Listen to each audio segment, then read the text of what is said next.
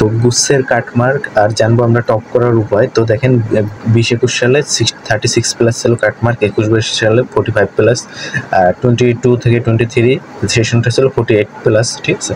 23 থেকে 24 38 প্লাস, 24 থেকে 25। তো এখন কত হবে কাটমার্ক, ঠিক আছে।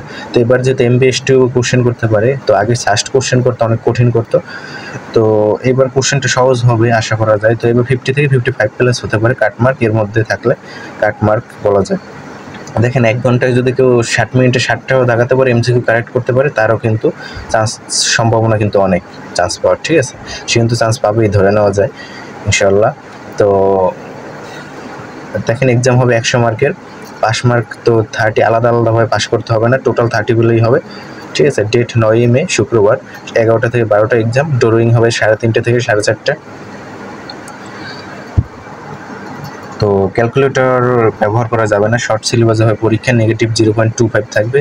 তো দেখেন নেগেটিভগুলোও দাগানোর চেষ্টা করবেন না, তাহলে কিন্তু অনেক ঝামেলা হয়। যদি আপনি 60 মিনিটে 60টাও দাগান সঠিক হয় তো ভালো, বাট নেগেটিভ যদি দাগান শেষ, তাহলে আর মার্ক কমে যাবে। 50টা দাগাতে পারলেও ভালো, ঠিক আছে। তো দেখেন এক্সামে 1 ঘন্টা ফিজিক্স 25, কেমিস্ট্রি 25, ম্যাথ অথবা বায়োলজি, ঠিক আছে, অথবা অপশনাল সাবজেক্টের বদলে আপনি ইংলিশ বা বাংলা দাগাতে পারবেন। আসন প্রায় 14,000, অনেক আসন, ঠিক আছে। তো বলা যায় যে 50 থেকে 55 প্লাস এবার হতে পারে কাটমার্ক। একটু ভালো করে পড়লেই হবে বলা যায় আপনার। তো ষষ্ঠ পরীক্ষা শেষ, JNU শেষ, হাসটু শেষ, কুমিল্লা শেষ, JU KU সব কিন্তু প্রায় এক্সাম শেষ। তো লাস্ট চান্স এটাই, আপনাদের ভালোভাবে পড়াশোনা করতে হবে, ঠিক আছে। গুচ্ছের জন্য কিন্তু প্রচুর পরিমাণে পড়াশোনা করতে হবে। তো দেখেন গুচ্ছের যে ভালো বিশ্ববিদ্যালয়গুলো আছে, এগুলোতে টপ কীভাবে করবেন। ইসলামিক ইউনিভার্সিটি জাস্ট তো ভালো, MBSTU ভালো, মাওলানা ভাসানী, বরিশাল ইউনিভার্সিটিও কিন্তু অনেক ভালো, তারপর নাস্টু, ঠিক আছে, নাস্টু কিন্তু ভালো। তো টপ এখানে এগুলো যদি ভালো সাবজেক্ট পেতে চান, আপনার 60 প্লাস মার্ক হলেই বলা যায় যে আপনি ভালো সাবজেক্ট পাবেন। বরিশাল ইউনিভার্সিটি, তারপরে যে ইসলামিক ইউনিভার্সিটি, জাস্ট এগুলো 60 প্লাস যদি আপনি মার্ক পান, বলা যায় যে আপনি টপ সাবজেক্ট পাবেন, ঠিক আছে, টপ করতে পারবেন, ঠিক আছে।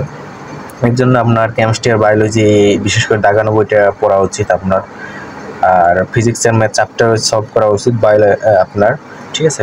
ফিজিক্স আর ম্যাথ কিন্তু চ্যাপ্টার ওয়াইজ সলভ করা উচিত, কেমিস্ট্রি আর বায়োলজিও সলভ করবেন চ্যাপ্টার ওয়াইজ। আর কোশ্চেন ব্যাংকটা সলভ করা উচিত, এটা একেবারে আপনার বাইবেলের মতো কোশ্চেন ব্যাংকটা সলভ করা উচিত। আর এক্সাম দেওয়া উচিত, যেহেতু আর বেশি টাইম নেই। আর 7 কলেজের হয়তো আবেদন আবার শুরু হয়েছে, শুরু হবে ইনশাল্লাহ বলা যায়। তো এই 7 কলেজ আপনাদের টার্গেট রাখবেন। তো ধন্যবাদ সবাইকে।